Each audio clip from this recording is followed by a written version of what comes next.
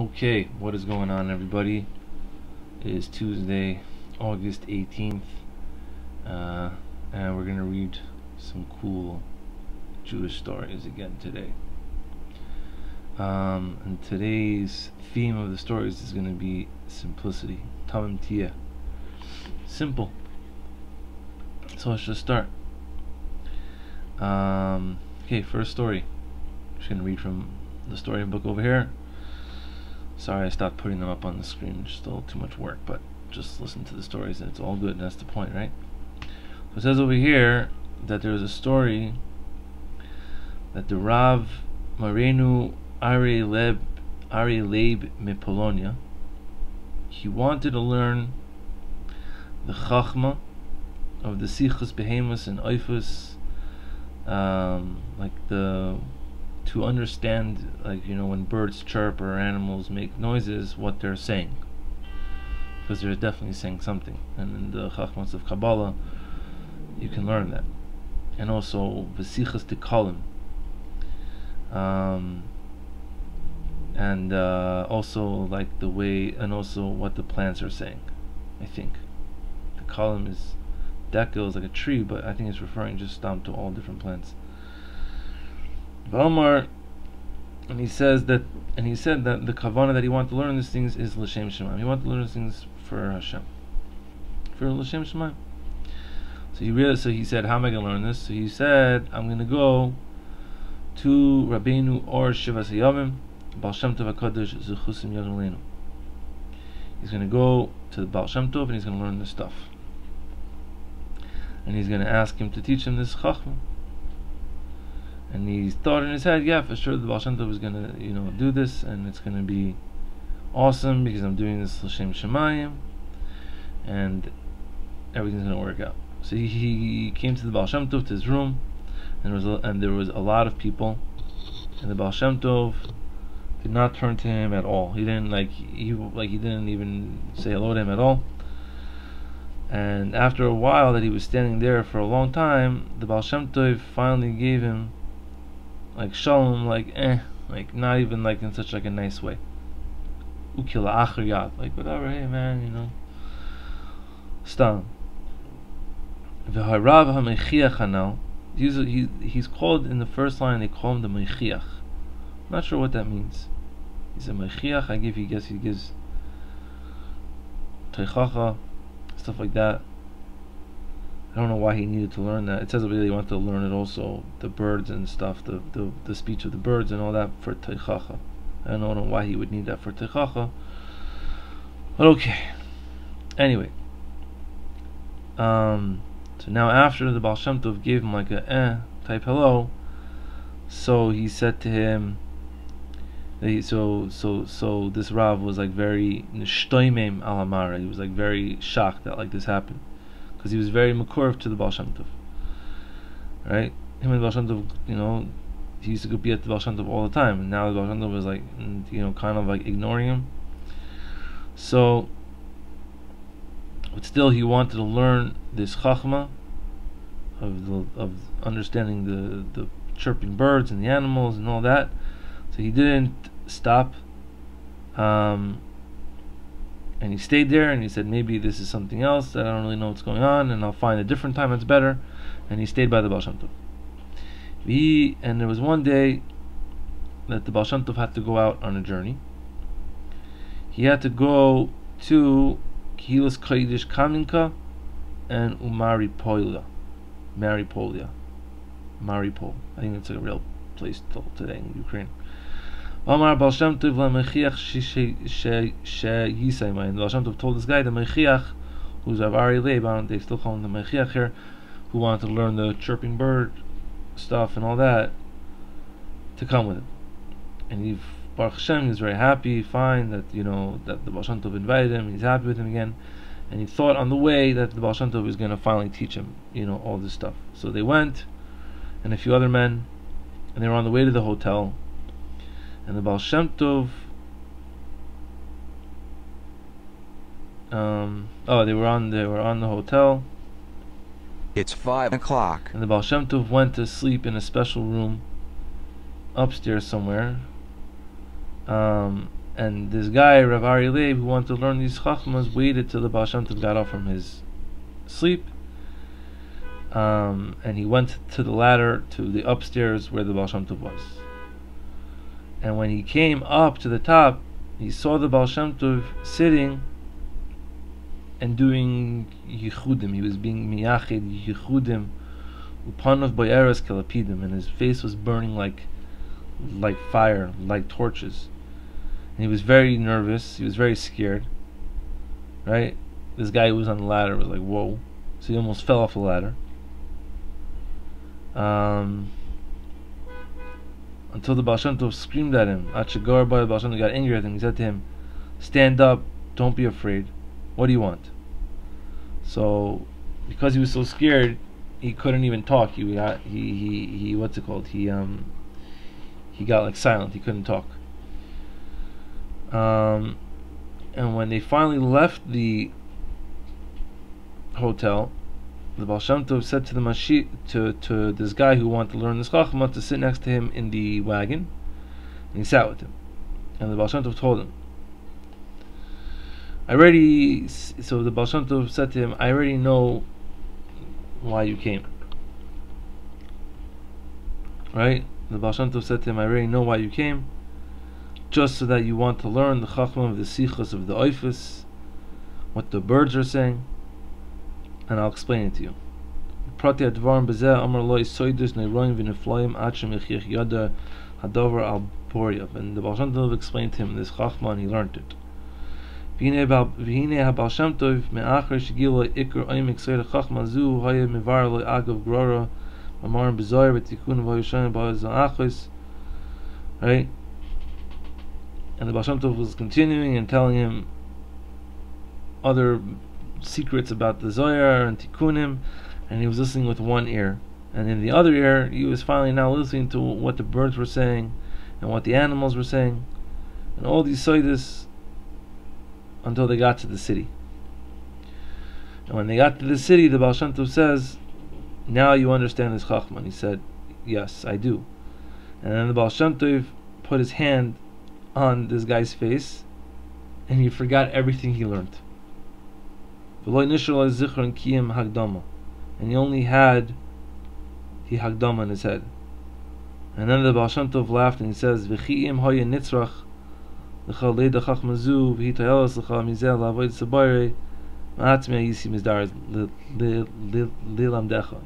the Baal Shem Tov said to him, he said, if you would need this chachma, and this would be a purpose for you, and it would help you in your service of Hashem, then I myself would have already known, and I would have came and taught you. But you don't really need this, and he says, and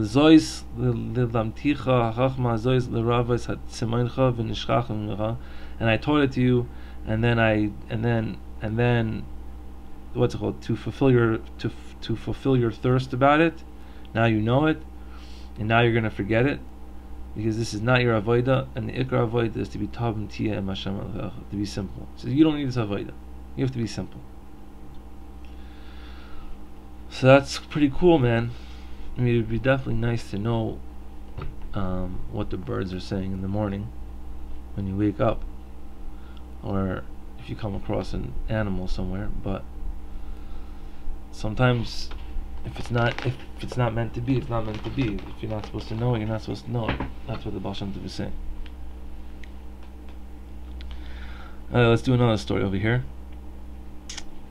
The holy way of the Rabbeinu Chidushei Harim Zechusim Echlenu, that if he was talking about the midah of Tfimus, the midah of simplicity, he would talk about the Goyen HaKadosh HaMeforsim Rabbi Avishal mi Frankfurt de Mayan, Zecher Tzaddik Kodesh Lavracha. Rabbi Avishal mi Frankfurt. Shahayatam be'emes ad lahaflik. He was so pashut, like it was so wondrous. And the Chidushei Harim would say the story about him in regarding this union, that his way, this guy Rav Avshalom in Frankfurt, his way, that that in his city, right, he was a big Rav in his city. He would sit with a lot of riches and with a lot of honor, right, because he was the Rav and the Av Beistin, and he didn't have anything, and he wasn't missing anything. He had money, food, everything he needed, right? He would take upon himself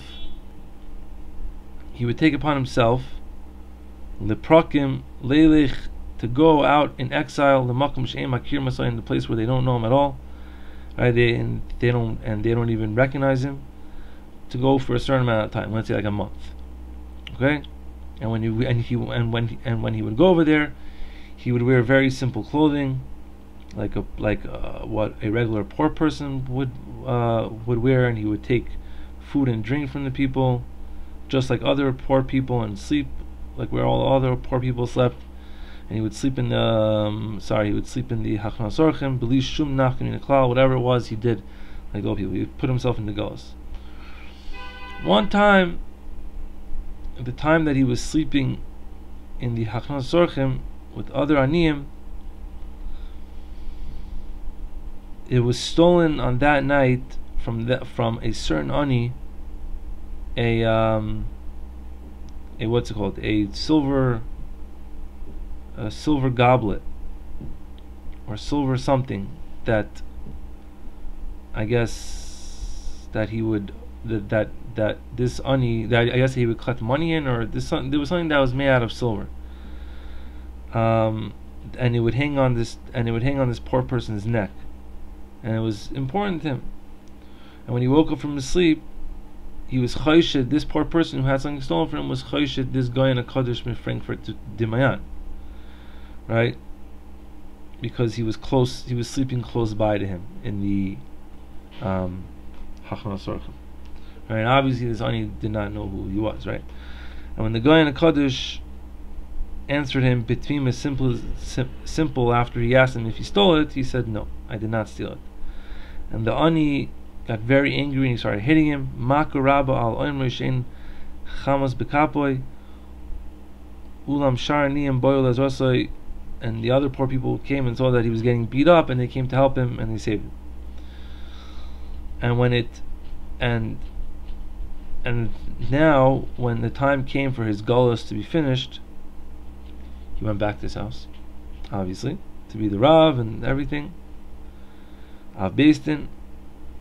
And the way, and his minhag was that every Shabbos he would speak in public in a drasha of Gemara, Rashi, Tosfos, Bicharifus Nifla. He would give a big lamdish share on Shabbos. And this poor person, the one who had something stolen from him, Shesivev, he would go from place to place and from city to city. Nisarich Pamachas Gam Be'ir B'tor Ani Machshab Sachem, right? He made his way to this city where this Rav lived. And he was there as a poor person. He was going around to the doors. B'Shabbos Kodesh Achar Achlu Sham Al Shulchan Ba'al Bayis, and he ate a meal there in somebody's house. And he said, "Let's go to the Rav's shir." Halach lebeis hamedrash shahali mi poyel poy mi talmidei chavim u'balei bat. Sham asher taketh miyad yovai Rav Av Beisin lidrash Rav, and he heard that right away that this guy's going to come in, this Rav, the Av Beisin, is going to come in and give a big shir. Shama agav shayrav hu tzaddik u baal moifis gadol. He also heard that he was a tzaddik and a big moifis gadol, right? And the Rav came in, and the poor person, when he saw that the Rav, this guy who was doing the speech, that he was the one that he was chayshed about this geneva, and that he hit him. And he looked at him a few times until he decided b'hachata brura, with clear, like he for sure, that this is him. He wasn't making any mistakes.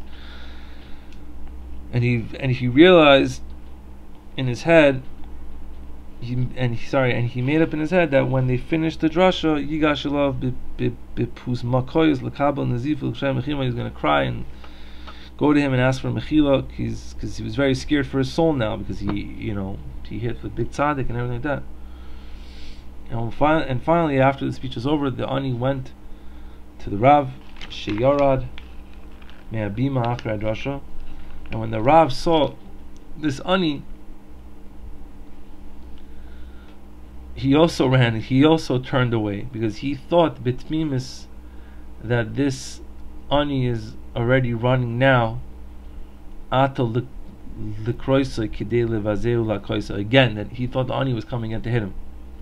And when the ani came and when the ani caught up to him, he started, to apologize. And the Rav turned to him. He said, "I'm begging you, believe me, I didn't steal it, chas v'shalom." And then he said, "No, I'm here to ask you apologies." But you see, the Rav had such shmimis that even though, like he knew himself that he was a big tzaddik and a big talmid chacham, and he knew that this ani was just in the crowd also as well. He saw that, but he still was so pashut, like he was so pashut, like he's like a nobody, If he was the Rav, he could just say, "I'm the Rav, whatever." But he was so pashut, and that's a great thing. And it says over here, there's something. It's interesting because I usually talk about Rabbi Nachman and stuff, and Rabbi Nachman is one of the biggest teachers of Pshitis and Tmimus. He said everything you can do in Pshitis and Tmimus is like the highest. It says over here something interesting. It says that one time the Rav Kodesh of Lublin said to Rabbi Naftali of Ropshitz, Shoyim Meforsim Ba'olam L'Chacham Gadol. He said to Rabbi Naftali Ropshitz, who is a big Talmid Chacham. It says in the Torah, he says it doesn't say in the Torah Chacham Tia im Hashem Elokecha Elatom Tia. It doesn't say be a Chacham with Hashem. It says be simple. And the Rav HaKadosh of Ropshitz answered back. He says L'zet Tzarech Chachma Gedela Li'es Tam Hashem. So this, you need the biggest Chachma to be simple with Hashem. And Rabbi Nachman also has a quote that he also used to say. He says that the greatest sophistication is to learn how to not to be sophisticated. That's the biggest chachma, is to actually learn how to not be. It's actually how not to be a chacham. It's to be simple. And that's it. If you wanna look up things about Rabbi Nachman, he talks about in Siach Sarfei and Chaim Ran and Likutei Moharan, many lessons on the Ish Pashtut, and it's a big thing in also Chassidus, just a simple man who does simple things, like that story we said over in a few videos, a different time that the Belzer Rebbe went outside at night after the Seder, and he heard a guy reading the Haggadah in Ish Pashtut Legamrei, and he ended up started to say Shmona Esrei in the middle of the Haggadah, because after the bracha of Gal Yisrael, he thought you were supposed to start Shmona Esrei, and now it was a Pshitas move. But he was doing it mamish out of real holy pshitas, and it was accepted in Shemaim, and it was extremely holy. So it's good to be pshitas and not try too hard. Thank you.